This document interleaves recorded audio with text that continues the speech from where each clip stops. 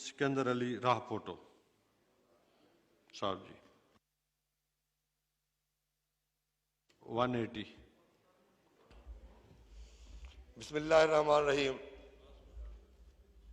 जनाब चेयरमैन साहब, बहुत शुक्रिया, आपने मुझे 2020-21 बजट पे मौका दिया।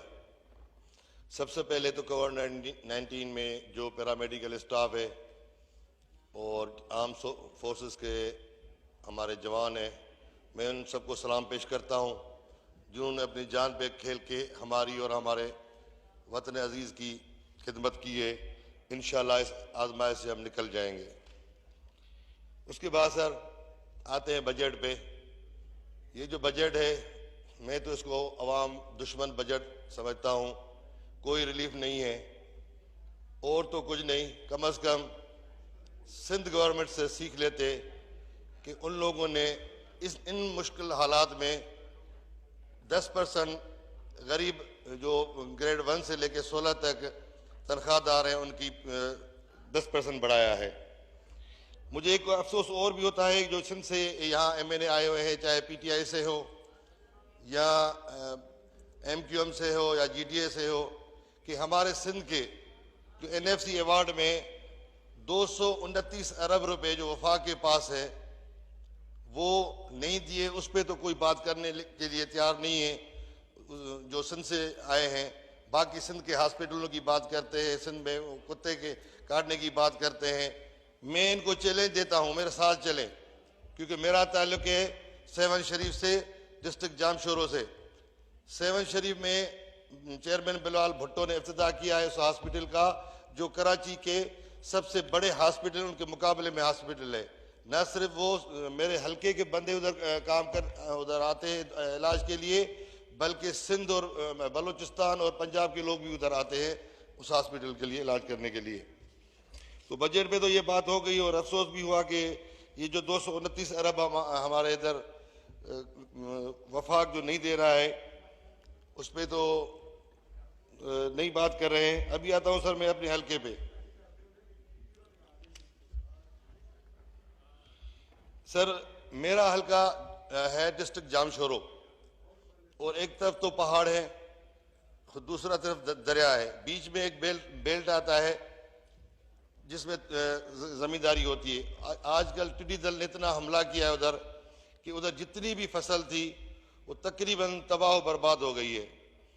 तो मेरी ये गुजारिश होगी कि जो छोटे ज़मींदार हैं जिन्होंने कर्जा लिया है ज़रई बैंक से, जिस तरह मोहतरम बेनज़ीर भुट्टो के दौर में ये कर्जा माफ़ हुआ था, तो ये अभी कर्जा माफ़ करें। और आइंदा के लिए, क्योंकि अभी जितने लोग हैं, कोई किसी ने ज़मीनों का ज़रई बैंक से कर्जा लिया है, मुख्तलिफ बैंकों से लिया है, कभी वो जो दुकानदार होते हैं सूद पे पैसे लेके, उन्होंने बेचारों ने फसल लगाई थी, वो टिड्डी दल की वजह से बिल्कुल ज़ीरो हो गया है। तो आइंदा के लिए दूसरे जो है ना वो कर्ज दिया जाए। और सर मेरे डिस्ट्रिक्ट में 6 ऑयल एंड गैस कंपनी है जिसका मैं चेयरमैन भी हूँ। वहाँ के लोकल लोगों को एक नौकरी भी नहीं दी गई है। मैंने बार बार इधर असेंबली में क्वेश्चन भी डाले हैं, लेकिन जवाब कोई नहीं मिला मुझे। और मेरे हल्के के लोग मेरे से पूछते हैं कि आप जाते हो उधर तो आपने क्या किया है। मैं आज बजट स्पीच पे आपसे मुखातिब हूँ, तो मुझे इस सवाल का जवाब दिया जाए कि इन 6 कंपनियों में ये मुलाजिम कहाँ से आए हुए हैं। ना तो सिंध के हैं ना इस हल्के के हैं, क्योंकि जिस गाँव के आगे ये गैस निकल रहा है उस गाँव के लोग आते हैं हमारे पास। वो कहते हैं सर हम धरना लगाए, हमने उनको बड़ा सब्र करवाया है, लेकिन ये है कि कोई हद होती है, तो वो मुझे जवाब दिया जाए। दूसरा सर, ये मैंने पिछले बजट तकरीर में बोला था, 7 जामशोरो रोड जो कातिल रोड है, मुराद सईद साहब ने उसका मुझे वजाहत भी दी और काम भी शुरू हुआ। लेकिन सर अभी इस वक्त हमारे वज़ीर आज़म साहब बड़ा मुखालफत कर रहे थे कि लॉकडाउन का, तो बाकी जगह पे तो लॉकडाउन नहीं किया, लेकिन इस वक्त 7 जामशोरो रोड पे बिल्कुल लॉकडाउन है, कोई काम नहीं हो रहा है। तो मैं उसका भी जवाब लूँगा मुराद सईद साहब से, अगर ये सुन रहे हैं मेरी बात तो। दूसरा सर, ये रोड जो खूनी रोड है ये जाता है 7 में।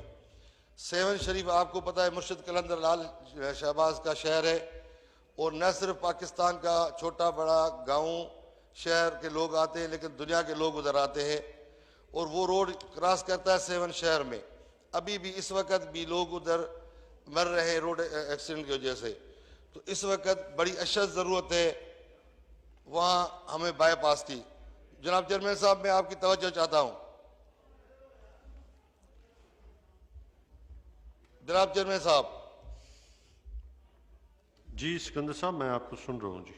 तो ये जो सेवन में से बाईपास की अशद ज़रूरत है, अभी काम चल रहा है।